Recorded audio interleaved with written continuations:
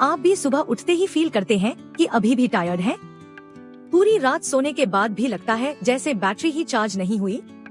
दिन भर एनर्जी नहीं रहती और किसी काम को करने का मन ही नहीं करता? अगर हाँ, तो आप अकेले नहीं हैं। आज के टाइम में यह प्रॉब्लम बहुत कॉमन हो गई है। आज के इस वीडियो में हम डिस्कस करेंगे कि आखिर क्यों हम हमेशा टायर्ड फील करते हैं और इससे कैसे बचा जा सकता है। दोस्तों, क्रोनिक फटीग यानी हमेशा टायर्ड रहना आज के मॉडर्न लाइफस्टाइल का एक बड़ा इशू बन गया है। वर्ल्ड हेल्थ ऑर्गेनाइजेशन के अकॉर्डिंग दुनिया भर में 25% लोग डेली बेसिस पर एक्सट्रीम टायर्डनेस की प्रॉब्लम फेस करते हैं। यह सिर्फ फिजिकल टायर्डनेस नहीं है, यह मेंटल और इमोशनल एग्जॉशन भी है। आपको लगता है कि आप पूरी कैपेसिटी से फंक्शन नहीं कर पा रहे, प्रोडक्टिविटी कम हो गई है और लाइफ में इंथुजियाज्म नहीं रहा। यह प्रॉब्लम आज के समय में कॉमन हो गई है। हर तरफ ऐसी कंप्लेंट्स करने वाले लोगों की अधिकता है। फिर हमारे मन में प्रश्न आता है कि आखिर क्यों हमेशा टायर्ड फील होता है। कुछ major causes of constant fatigue जो कि अधिकतर लोगों की टायर्डनेस का कारण है। एक, स्लीप की क्वालिटी और क्वांटिटी। सबसे बड़ा रीजन है इम्प्रॉपर स्लीप। बहुत से लोग सोचते हैं कि 4 से 5 घंटे स्लीप काफी है, लेकिन हार्वर्ड मेडिकल स्कूल की रिसर्च के अकॉर्डिंग अडल्ट्स को मिनिमम 7 से 9 घंटे क्वालिटी स्लीप चाहिए। लेकिन यहाँ ट्विस्ट यह है, सिर्फ क्वांटिटी नहीं, क्वालिटी भी मैटर करती है। अगर आप 8 घंटे भी सो रहे हैं लेकिन डीप स्लीप नहीं मिल रही, तो भी आप टायर्ड फील करेंगे। 2, न्यूट्रिशनल डेफिशिएंसीज। दूसरा मेजर कॉज है न्यूट्रिशनल डेफिशिएंसीज। इंडियन डाइट में iron, vitamin D, vitamin B12 और मैग्नीशियम की कमी बहुत कॉमन है। रीसेंट स्टडीज शो करती हैं कि भारत में 70% विमेन और 24% मेन आयरन डेफिशिएंसी से सफर करते हैं। आयरन की कमी से ऑक्सीजन ट्रांसपोर्ट में प्रॉब्लम होती है, जिससे कांस्टेंट टायर्डनेस होती है। 3, डिहाइड्रेशन। बहुत सिंपल लगता है, लेकिन डिहाइड्रेशन भी मेजर कॉज है। आपका बॉडी कॉम्पोजिशन 60% वाटर है और अगर यह बैलेंस डिस्टर्ब हो जाए तो एनर्जी लेवल्स ड्रामेटिकली ड्रॉप हो जाते हैं। 4, स्ट्रेस और मेंटल हेल्थ। मॉडर्न लाइफ में स्ट्रेस लेवल्स स्काई हाई है। क्रोनिक स्ट्रेस आपके एड्रेनल ग्लैंड्स को ओवरवर्क करता है, जिससे कॉर्टिसोल लेवल्स इम्बैलेंस्ड हो जाते हैं।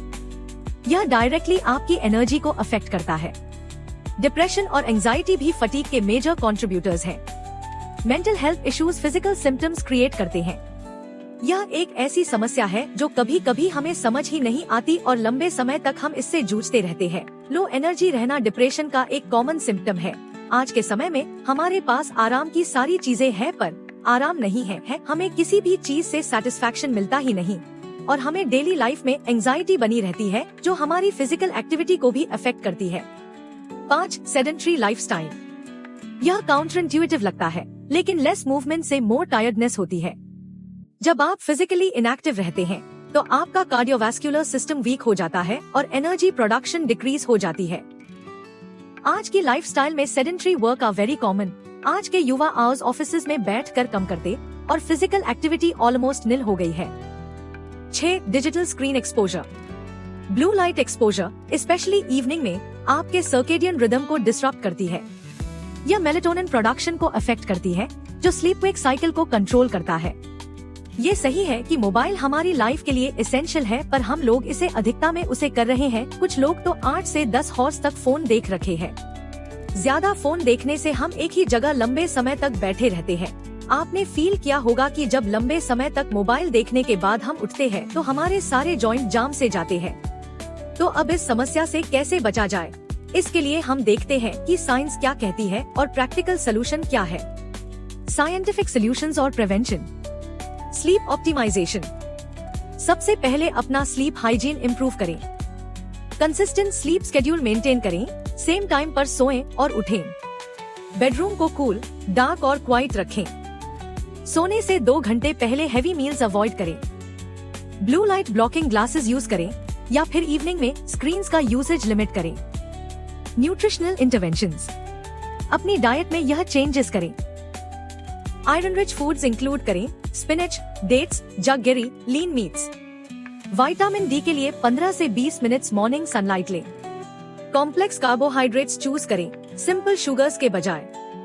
हर 2 घंटे में कुछ न कुछ हेल्दी ईट करें to maintain blood sugar levels. Hydration strategy. Day की शुरुआत 2 ग्लासेस वाटर से करें और दिन भर में एटलीस्ट 8 से 10 ग्लासेस वाटर पिए। हर्बल टीज भी गुड ऑप्शन है। स्ट्रेस मैनेजमेंट, डेली 10 से 15 मिनट्स मेडिटेशन या डीप ब्रीदिंग एक्सरसाइजेस करें। जर्नल राइटिंग भी हेल्पफुल है स्ट्रेस को प्रोसेस करने के लिए। Physical activity, you don't need gym membership. Daily 30 minutes brisk walking ही काफी है। स्टेयर्स यूज करें लिफ्ट के बजाय। डेस्क जॉब है तो एवरी आवर में 5 मिनट्स ब्रेक लें। रीसेंट रिसर्च से पता चला है कि moderate exercise actually energy levels को बूस्ट करती है, डिक्रीज नहीं करती। डिजिटल डिटॉक्स, इवनिंग में 1 घंटे का डिजिटल डिटॉक्स करें। फोन को बेडरूम से बाहर रखें। मॉर्निंग में फोन चेक करने से पहले कुछ पॉजिटिव एक्टिविटी करें। आप किसी एक सोशल मीडिया प्लेटफॉर्म को 1 दिन के लिए बंद कर सकते हैं, या आप एक पर्टिकुलर टाइम डिसाइड कर सकते कि इससे ज्यादा आप यह पर्टिकुलर साइट को नहीं देखेंगे। या पर्टिकुलर साइट में टाइमर भी लगा सकते हैं, जिससे एक पर्टिकुलर ड्यूरेशन के बाद साइट चलना बंद हो जाएगी। पावर नैपिंग, अगर पॉसिबल हो तो 20 से 30 मिनट्स की पावर नैप ले आफ्टरनून में। यह एनर्जी लेवल्स को सिग्निफिकेंटली बूस्ट करती है।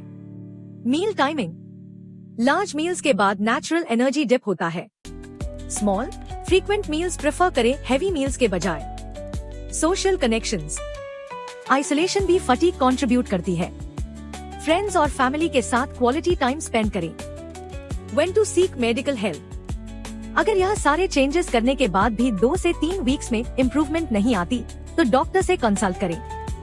कभी कभी अंडरलाइंग मेडिकल कंडीशंस जैसे थायराइड डिसऑर्डर्स, डायबिटीज या स्लीप एपनिया भी कॉज हो सकते हैं। दोस्तों, कांस्टेंट फटीग एक सीरियस इशू है जो आपकी क्वालिटी ऑफ लाइफ को अफेक्ट करती है। लेकिन गुड न्यूज यह है कि राइट अप्रोच से इसे डेफिनेटली मैनेज किया जा सकता है। Remember, small changes make big differences. एक साथ सब कुछ चेंज करने की जरूरत नहीं, स्टेप बाय स्टेप इम्प्रूवमेंट्स करें। अगर यह वीडियो हेल्पफुल लगा तो लाइक करना मत भूलिएगा और अपने एक्सपीरियंसेस कमेंट्स में शेयर करें। सब्सक्राइब भी कर दें मोर हेल्थ रिलेटेड कंटेंट के लिए। टेक केयर ऑफ योरसेल्फ और हमेशा याद रखें, आपकी हेल्थ आपकी सबसे बड़ी वेल्थ है।